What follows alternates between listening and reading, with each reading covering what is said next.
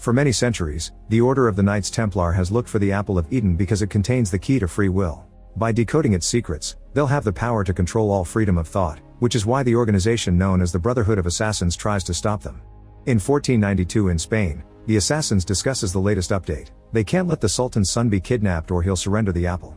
A newbie called Aguilar is accepted in the organization and they cut his finger as part of the welcoming ritual before handing him a pair of hidden blades. In Baja California in 1986, a young Cal is on the roof of a building trying to make a jump with his bike, but he fails and falls. When he goes home, he's shocked to find the body of his dead mother with her necklace hanging in her hand. To make it worse, it was his father Joseph that killed her. As a bunch of cars led by Ricky approach the house, Joseph tells Cal to run because they've been found. Cal immediately gets on the roofs and runs as fast as possible, managing to escape before the men enter the house. 30 years later, Cal is now a grown man in a Texan jail keeping himself busy by making creepy drawings. On the day of his birthday, he's taken out of his cell for execution, which is the sentence he got for murder. He's strapped to a table before they inject the lethal fluids into him, causing him to see his entire life flashing in his mind as he goes out. To Cal's shock, he doesn't die but instead wakes up in a white room where Ricky's daughter Sophia is watching him. Sophia explains that officially he's dead to the rest of the world and he's been brought here to help her project, but Cal immediately tries to escape. His body is still weak from the injection, so his body keeps stumbling and slowing down, but he manages to run through the strange building and take the stairs into a room full of plants and other people like him. Then Cal reaches the edge of a balcony and realizes he has no idea where he is.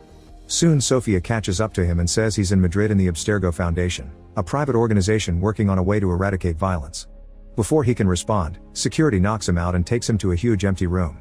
While holding him down, they put hidden blades on his arms and a special belt on his waist before they connect a huge claw-like machine called Animus to his neck. Cal screams in pain as Sophia explains this machine will help him see the memories of his ancestor, who lived 500 years ago. Then Animus raises Cal and bright lights shine around him as the computer checks his DNA. Suddenly Animus pushes Cal and he finds himself in the Spanish Inquisition, seeing everything from the point of view of his ancestor Aguilar. The Templars have kidnapped the Sultan's son Ahmed, and it's the assassin's mission to rescue him before he can be used to get the apple. On the streets, the Templars put Ahmed in a cage and get ready to kill the man who was hiding the boy. While the commander gives a speech, Aguilar jumps on him to kill him at the same time Cal jumps still connected to the Animus. He's shocked because he's truly feeling like he's killed a guy, but Sophia asks him to stay in the memory. The other assassins are also attacking and a vicious fight against the Templars ensues. At first it seems the assassins have the upper hand with their amazing fighting skills, but soon the Templars start killing them back. Assassin Maria steals the carriage with the cage and takes off, but the Templars immediately start following her, so Aguilar takes a horse and joins the chase. Two Templars manage to get in the back of the vehicle, so Maria jumps to start fighting them, quickly pushing them off with precise strikes and shooting a horse rider before returning to the front. Aguilar decides to jump as well and lands in a Templar cart to trigger another fight. At the same time one more enemy starts harassing Maria. The fights are fast and intense, and everything gets experienced by Cal in real time, jumping in the Animus as Aguilar jumps as well because the cart loses track and crashes. In the other carriage, Maria almost falls and manages to hold on at the last second. Aguilar lands on her carriage and kills the Templar before noticing they're about to reach a cliff, so he hurries to pick the cage lock and free the kid while Maria gets to escape by unhooking the horses.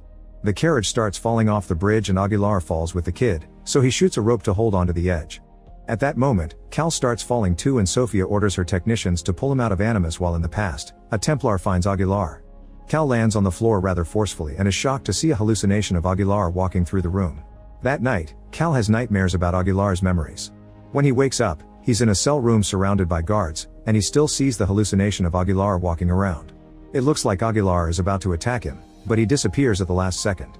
At that moment Sophia comes to check on him and explains the hallucinations are called the bleeding effect, they're images of his experience layering themselves over his field of vision.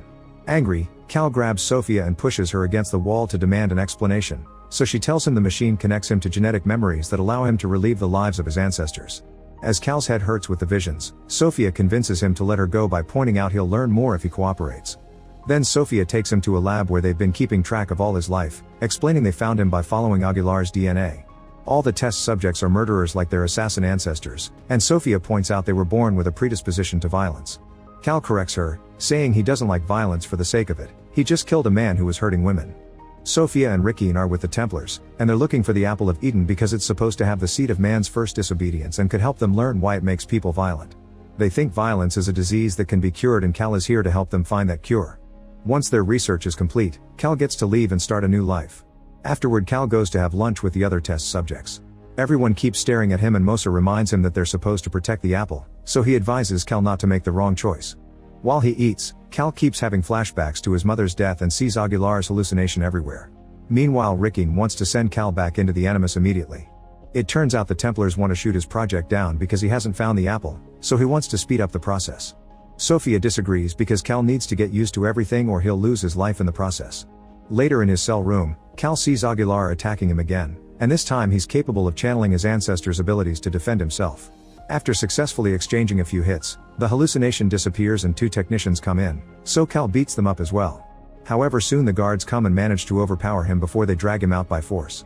Cal thinks he's slowly going crazy, so he starts laughing and singing like a maniac.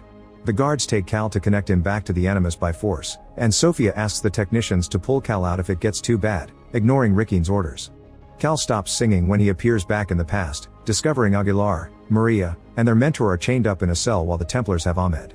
The trio is taken out to be executed in public, and in the present Cal suffers the pain of a Templar punching Aguilar. While the mentor is burned to death, Aguilar struggles against his shackles and manages to get them off. Then he climbs up the pole to make a jump and break his chains, causing the Templars to come for him. He fights them off and by stealing a sword, he frees Maria as well. Cal sees hallucinations of the Templars attacking in the present and pulls all of Aguilar's moves, making Sophia notice that they're synchronizing. Working together, Aguilar and Maria defeat every incoming guard one by one, and Aguilar has to push the other pole off to save Maria before she gets burned too. When the executor comes after them, they trick him to make his axe break Maria's chains, which they use to kill him. Next they break the barrels and the oil spills, touching the execution flames and causing an explosion that allows them to escape while everyone panics. The Templars begin chasing the duo as they climb to the rooftops, where they have to fight off a few more guards that keep approaching. They quickly fight them off or even kill them by throwing them off the roof before they keep running, using fast moves to jump off the walls and dodge the incoming arrows. Eventually they're surrounded, and Maria and Aguilar accidentally split to fight. They defeat all the Templars as fast as possible, but the soldiers just keep coming with more arrows. The duo keeps on running as they jump on walls, walk through rooms, and slide down clotheslines, while Cal continues to match every move in the present.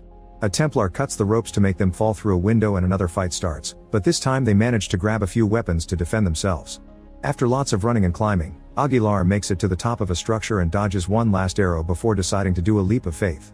When Cal tries the same in the present, he gets caught in a sudden desynchronization and his body can't stop shaking. The medical team rushes to assist him and Cal is submerged in a special pool for recovery. Cal panics when he realizes he can't feel his legs, but Sophia explains it's temporary. She also points out that if he goes into the Animus by choice, he won't suffer these problems. Afterward, Cal is put in a wheelchair and Sophia reveals that Rickeen retrieved his mother's necklace after he left the house. When Cal starts feeling his legs again, he starts practicing Aguilar's moves. Fearing Cal's getting too powerful, Rickeen visits him to explain the consequences of not collaborating with the project. Cal is taken to see the test subjects that didn't connect with Animus willingly and now they're sick or mentally unstable. Rickeen also reveals he has the blade Cal's father used to kill his mom, saying that Joseph is here too and leaving the blade for Cal in a clear attempt at manipulating him. Hungry for revenge, Cal grabs the blade and goes looking for his father, who is now old and out of shape. Cal threatens him with the blade as he demands answers, and Joseph explains he did it because Cal's mom asked him to in order to avoid being connected to Animus and to protect the assassins. Joseph was supposed to kill Cal too, but he couldn't hurt his son. Cal asks him to finish his mission but Joseph refuses, telling him to get his revenge if he wants but not to go back to the machine because the Templars want the apple to control the world. Instead of killing him, Cal gives Joseph the necklace and the blade before leaving. On his way back, the other test subjects bring down the guard and lock the doors before jumping on Cal to try to kill him. Cal immediately defends himself, managing to hit the guy and buy time until the guards arrive to take everyone away. Next, Cal connects to the Animus willingly and he discovers that Maria gifted Aguilas the necklace. The Templars meet with the Sultan, telling him the assassins were defeated so they want to exchange Ahmed for the apple. The Sultan reluctantly makes the exchange and a priest working for the Templars celebrates that the apple is theirs now, confirming that they'll use it to control the world. Suddenly a few smoke bombs fall from above and Maria and Aguilar jump into the room to start a fight. They start killing Templars without hesitation and after killing a few outside as well, Maria closes the doors to stop backup from coming in. Thanks to the smoke, Aguilar sneaks behind the priest and steals the apple, but at the same time the Templar commander captures Maria. He wants to exchange her for the apple, so Maria reminds Aguilar that assassins always put the mission first. Ignoring her, Aguilar takes his blade back because he loves her, however Maria refuses to give the apple up and forces the commander to move his blade. As Maria's dead body falls, a furious Aguilar pushes the priest and goes after the commander, starting another vicious fight that Cal keeps on copying in the present. At first it looks like the commander is overpowering him, especially when he kicks Aguilar down to the floor. When the commander is about to finish him with a sword, Aguilar sees Maria's body who tells him to run, so he turns just in time and shoots his blade at the commander. Then he fights him again, and since the commander is weak now, Aguilar easily kills him at last. The priest runs to open the door and let the backup inside, so Aguilar jumps into a tunnel to escape. The Templars follow him, so he begins fighting them off as he continues to run and jump on the walls.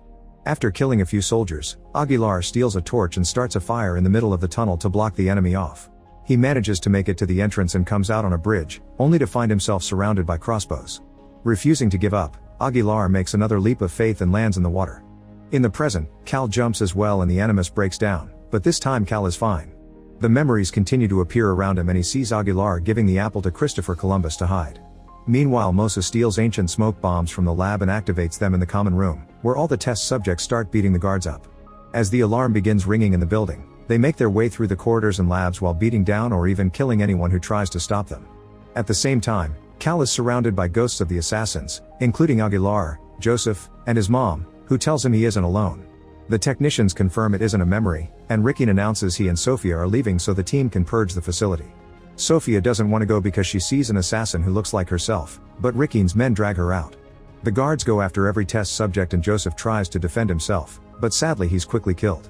The others move as fast as possible because the guards are trying to lock the doors, but one of the guys manages to reach the computer and opens enough gates so the team can reach Cal.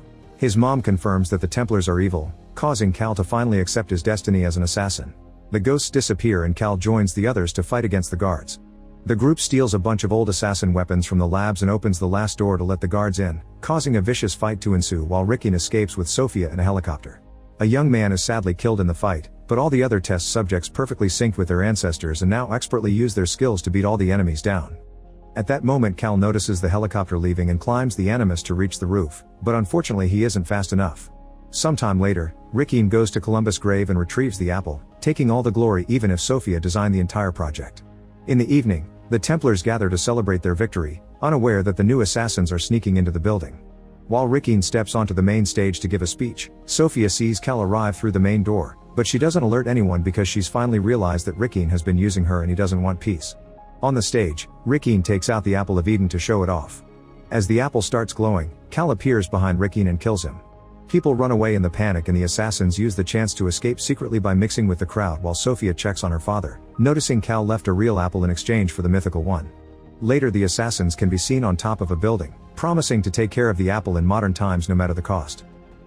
Make sure to subscribe and turn on notifications so you can watch more videos like this. Thanks for watching.